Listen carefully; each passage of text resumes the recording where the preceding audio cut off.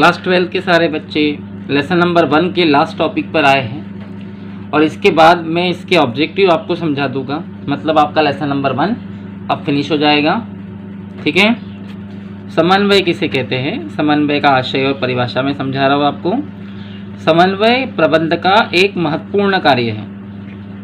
समन्वय का मतलब होता है अपने उपक्रम के अंदर जितने भी वर्ग कार्य कर रहे हैं उनके बीच तालमेल बिठाना ताकि कार्य आसानी से पूरा हो सके। ठीक है। तो समन्वय प्रबंध का महत्वपूर्ण कार्य है। समन्वय का शाब्दिक अर्थ है आपसी तालमेल बनाकर चलना, अर्थात किसी व्यवस्था के विभिन्न भाग या गतिविधियों में आपसी सामंजस्य स्थापित करना समन्वय कहलाता है। ठीक है। हमारे विभाग में कई प्रकार की गतिविधियां होते हैं, कई प्रकार के कार्य होते हैं। उन सभी गतिविधियों में, उन सभी कार्यों में आपस में समन्वय स्थापित करना समन्वय कहलाता है। एक व्यावसायिक उपक्रम के लिए समन्वय का आशय व्यवसाय की गतिविधियां जैसे क्रय विभाग, उत्पादन विभाग, विक्रय विभाग, वित्त विभाग, सेवर्गी विभाग आदि क्रियाओं के मध्य सामंजस्य स्थापित करना होता है। मतलब एक उपक्रम में कई प्रकार के विभाग, कई प्रकार की क्रियाएं होती है। माल खरीदना, उत्पादन करना, बेचना, पैसे की व्यवस्था करना, सेवाएं देना, इन समस्त क्रियाओं और विभागों के मध्य तालमेल स्थापित करना समन्वय कहलाता है। और अगर ऐसा न किया जाए तो संस्था के उद्देश्य कैसे पूरे होंगे। तो ये तालमेल स्थापित क्यों किया जाता है, ताकि उपक्रम के उद्देश्यों को आसानी से प्राप्त किया जा सके। ठीक है। अब परिभाषा कोई भी एक देख लीजिए आप, हेनरी फियोली ठीक रहेगा आपके लिए। किसी उपक्रम के कार्य संचालन को सुविधाजनक और सफल बनाने के लिए उसकी समस्त क्रियाओं में सामंजस्य स्थापित करना ही समन्वय है। एक परिभाषा आपके लिए काफ़ी है। ठीक है। अब हम पढ़ने जा रहे हैं समन्वय की विशेषताएं। समन्वय की पहली विशेषता समन्वय प्रबंध की सतत प्रक्रिया है। सतत प्रक्रिया मतलब ये लगातार चलते रहती है, कभी रुकती नहीं है। समन्वय विभिन्न क्रियाओं में एकता और सुनिश्चित करता है। समन्वय से व्यापार की सभी क्रियाओं में एकता आती है। समन्वय पूर्व यानी पहले से निर्धारित करके रखे हुए लक्ष्यों की प्राप्ति के लिए किया जाता है। मतलब कुछ लक्ष्य होते हैं, उनकी प्राप्ति के लिए समन्वय किया जाता है। ठीक है।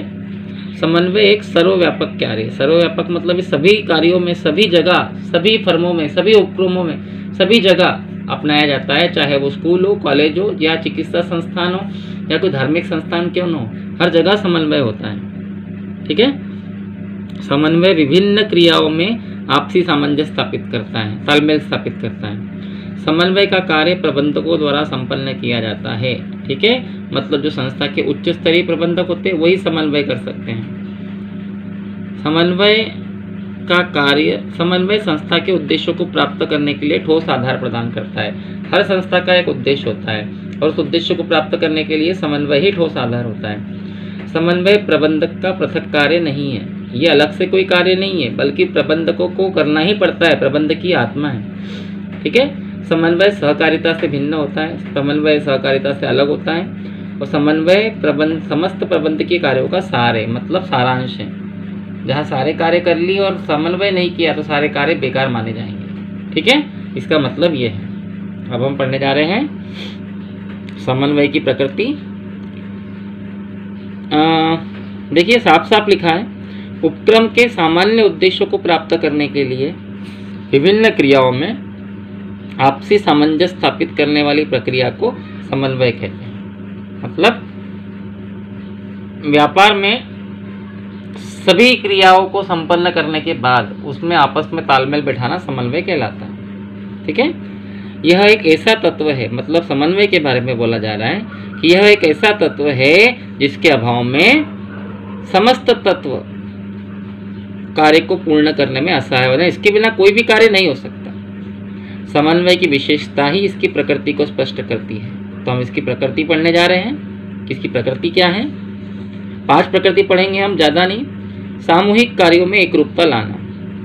समन्वय सामूहिक प्रयासों में, यानी जितने भी सामूहिक रूप से काम किए गए, एकरूपता स्थापित करता है, जिससे बिना रुकावट के आसानी से उद्देश्यों को प्राप्त कर लिया जाए। ठीक है।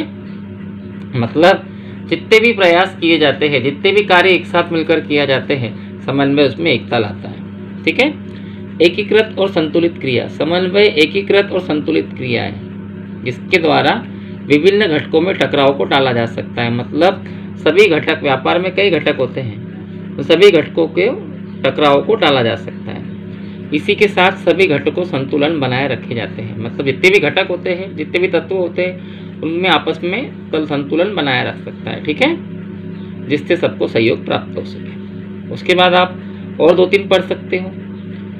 सभी प्रबंधकों का उत्तरदायित्व, समन्वय सभी प्रबंधकों का उत्तरदायित्व होता है। ये नहीं भी पढ़े तो आप ये पढ़ लीजिए, समन्वय निरंतर चलने वाली प्रक्रिया है। समन्वय एक सतत प्रक्रिया है, मतलब ये लगातार चलती रहती है, अर्थात प्रत्येक समय इसकी आवश्यकता बनी रहती है। नियोजन से प्रारंभ होकर नियंत्रण तक बिना रोके चलता है। आपको मैंने बताया था कि प्रबंधक का पहला कार्य नियोजन होता है और अंतिम कार्य नियंत्रण होता है, और नियोजन से लेकर नियंत्रण तक उन सभी क्रियाओं पर, कार्यों पर समन्वय स्थापित करना आवश्यक होता है। ठीक है।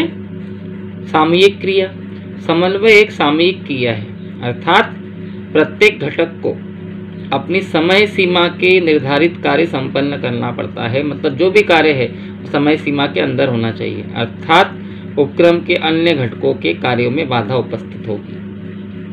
प्रबंध का सार, सार मतलब सारांश, यानी प्रबंध के सारे कार्यों को बिना समन्वय के अगर किया जाए तो सारे कार्य बेकार माने जाएंगे। समन्वय प्रबंध का सार है, अर्थात प्रबंध के अन्य तत्व अपना कार्य पूर्ण दक्षता के साथ समय पे पूरा कर लेते हैं। ठीक है। ऐसा क्यों होता है? क्योंकि इसका श्रेय समन्वय को जाता है। समन्वय की मदद से ही सारे कार्य आसानी से पूरे हो सकते हैं। आपकी संस्था में अगर सभी घटकों के बीच, सभी विभागों के बीच, सभी कर्मचारी अधिकारी के बीच समन्वय नहीं होगा तो कार्य पूर्ण कैसे होंगे? इसीलिए कहा गया है समन्वय प्रबंध का सार है। ठीक है। अब हम लोग समन्वय का महत्व पढ़ लेते हैं और इस चैप्टर को क्लोज कर देते हैं। समन्वय का महत्व, ठीक है, सिंपल सा है। विशिष्टीकरण के लिए आवश्यक है। विशिष्टीकरण के अंतर्गत मुख्य क्रियाओं को अनेक उपक्रियाओं में बांट दिया जाता है। एक कार्य अनेक भागों में बांट दिया जाता है और प्रत्येक भाग अलग अलग लोगों को सौंप दिया जाता है। ठीक है। इससे इस प्रकार एक कार्य के अलग अलग विभाग हो जाते हैं और प्रत्येक विभाग को अलग अलग व्यक्ति हैंडल करता है। ठीक है। इस प्रकार विशिष्टीकरण और श्रम विभाजन से लाभ प्राप्त होते हैं, यानी एक कार्य कई भागों में बढ़ जाता है, कई प्रकार से श्रम विभाजन हो जाता है, किंतु उनके बीच में असंतोष हो जाएगा। तो संतोष को दूर करने के लिए यह तभी संभव होगा जब विभिन्न उपक्रियाओं के मध्य आपसी तालमेल और समन्वय स्थापित हो सके। यानी आपने एक बहुत बड़े कार्य को कुछ लोगों में बांट दिया और सभी लोगों को अलग अलग विभाग सौंप दिए।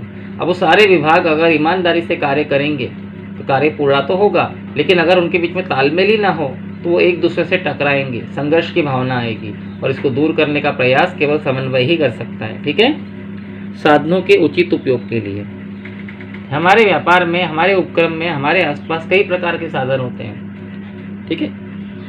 और सीमित साधनों से अधिक उत्पादन प्राप्त करना ही संस्था का उद्देश्य होता है। ठीक है। उत्पादन के विभिन्न साधनों के मध्य उचित तालमेल हो तभी कम लागत में अधिक उत्पादन प्राप्त किया जा सकता है। बोलने का मतलब है कि आपके व्यापार में आपके पास जितने भी उत्पादन के साधन हैं उनके बीच में उचित तालमेल, उचित समन्वय होना चाहिए, तभी आप कम खर्चों में अधिक उत्पादन कर सकते हो। ठीक है। एकता स्थापित करना, कर्मचारियों के मध्य अगर उचित तालमेल हो तो उससे ही एकता संभव होती है। यह एकता सामूहिक प्रयास का प्रथम सूत्र है। मतलब अगर आपके व्यापार में एकता होगी तो आपके द्वारा किए गए सामूहिक प्रयास सफल होंगे। एक श्रेष्ठ प्रबंधक के लिए एकता जरूरी है, जो केवल अच्छे समन्वय से ही स्थापित हो सकती है। यानी आपके व्यापार में अगर एकता नहीं होगी तो व्यापार तरक्की नहीं कर सकता, वो बैठ जाएगा और आपके व्यापार में संघर्ष उत्पन्न होगा, टकराव उत्पन्न होगा, हड़ताल और तालाबंदी जैसी घटनाएं होगी। और ये सब रोकने के लिए समन्वय, तालमेल स्थापित करना बहुत जरूरी है। ठीक है। प्रबंधकीय कार्यों का सार, मैंने बोला था प्रबंधक के सारे कार्य नियोजन से शुरू होते हैं और नियंत्रण पे खत्म होते हैं। तो वही कहा गया है प्रबंध के विभिन्न कार्य जैसे नियोजन, संगठन, नियुक्तियां, नियंत्रण, निर्देशन आदि कार्य तभी सफल होंगे जब आपस में समन्वय होगा। ठीक है। बिना समन्वय के न तो नियोजन पूर्ण किया जा सकता है और ना ही लोगों पे नियंत्रण किया जा सकता है। इसीलिए कहा गया है कि समन्वय प्रबंधकीय कार्यों का सार है। मधुर संबंधों की स्थापना। व्यवसाय की सफलता उनमें कार्यरत कर्मचारी के आपसी मधुर व्यवहारों पर ही निर्भर है। यानी आपके व्यापार तभी सफल होगा जब उसके अंदर कार्य कर रहे कर्मचारी आपस में मिलजुल कर अच्छा व्यवहार करेंगे। समन्वय के द्वारा कर्मचारियों में आपसी निकटता बढ़ती है और वो संस्था के हितों को ध्यान में रखकर आपसी तालमेल से कार्य करते हैं। और अगर समन्वय नहीं है तो आपस में टकराएंगे और संघर्ष उत्पन्न होगा। ठीक है, इतना काफ़ी है आप लोगों के लिए। 5 पॉइंट भी बहुत ज़्यादा है। परस्पर निर्भरता भी पढ़ लिया। प्रायः संस्था में कार्य करने वाले प्रत्येक व्यक्ति की क्रियाएं एक दूसरे पे निर्भर करती है। यानी आपके व्यापार में जितने भी लोग एक दूसरे के साथ मिलकर कार्य करते हैं वो सब एक दूसरे पे निर्भर होते हैं। यदि कोई व्यक्ति समय पर अपना कार्य पूरा नहीं करता तो इसका प्रभाव दूसरे व्यक्ति पर पड़ता ही है। एक उपक्रम में अनेक विभाग होते हैं और सभी विभागों में आपसी समन्वय आवश्यक होता है। ओके, चलिए अब हम प्रबंध पहले पार्ट के ऑब्जेक्टिव पढ़ लेते हैं और बहुत जल्दी से इस ऑब्जेक्टिव को हम कवर करेंगे। और ठीक है, प्रबंध वही है जो प्रबंध का कार्य करता है। ये परिभाषा किसने दी है?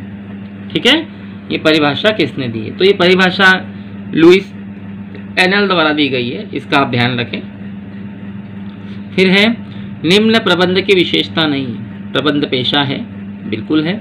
प्रबंध सबके साथ मिलकर किया गया सामूहिक प्रयास भी है।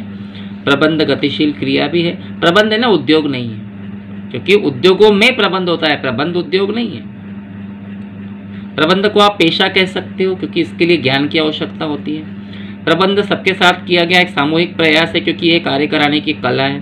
प्रबंध गतिशील क्रिया है क्योंकि लगातार चलते रहती है। प्रबंध उद्योग थोड़ी है, उद्योगों के अंदर प्रबंध होता है, तो ये उद्योग प्रबंध की विशेषता नहीं है। निम्न में पेशे की विशेषता क्या है? पूर्व ज्ञान, प्रशिक्षण, सेवा।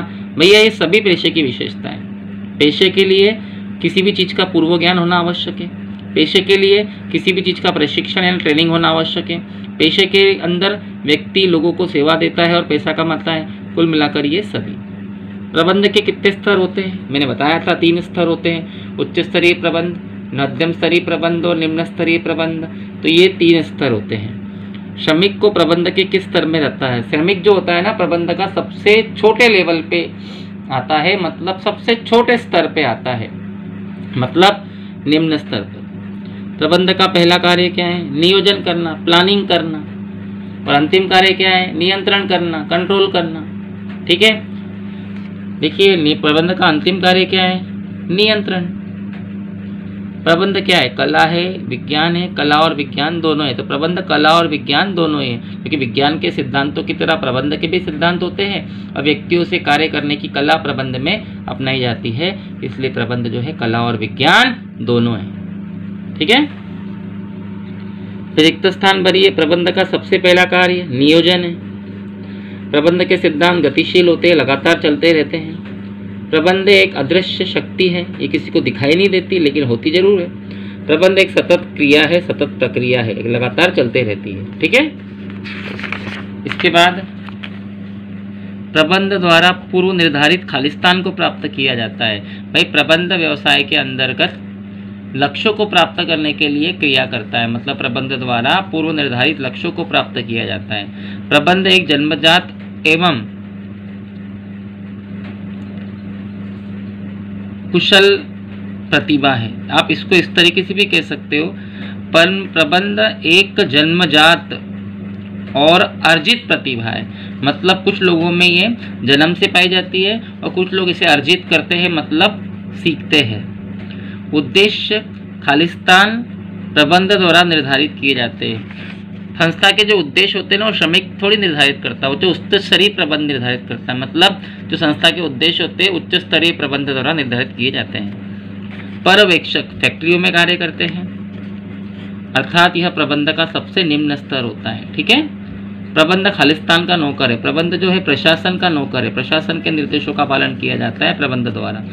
भारत की धीमी गति प्रगति का प्रमुख कारण खालिस्तान का अभाव है। यहाँ कुशल प्रबंधक का अभाव है, यानी यहाँ की बागडोर किसी कुशल प्रबंधक के हाथ में नहीं है, अर्थात यहाँ की धीमी प्रगति कुशल प्रबंधक का अभाव है। ठीक है, फिर आप सत्यासत्य पे आ जाइए। प्रबंध कला और विज्ञान दोनों है, बिल्कुल है, अभी बताया मैंने। प्रबंध एक जन्मजात और अर्जित प्रतिभा नहीं है, गलत है। प्रबंध कुछ लोगों में जन्म से होता है और कुछ लोग उसे अर्जित करते हैं, तो प्रबंध जन्मजात और अर्जित प्रतिभा है, और ये कह रहा है नहीं है, तो ये गलत है। मुख्य कार्यकारी अधिकारी उच्च स्तर के प्रबंधक कहलाते हैं, शायद ये सही है। मुख्य कार्यकारी अधिकारी हमेशा उच्च प्रबंधक होते हैं। निर्णयन प्रबंध का सहायक कार्य नहीं है।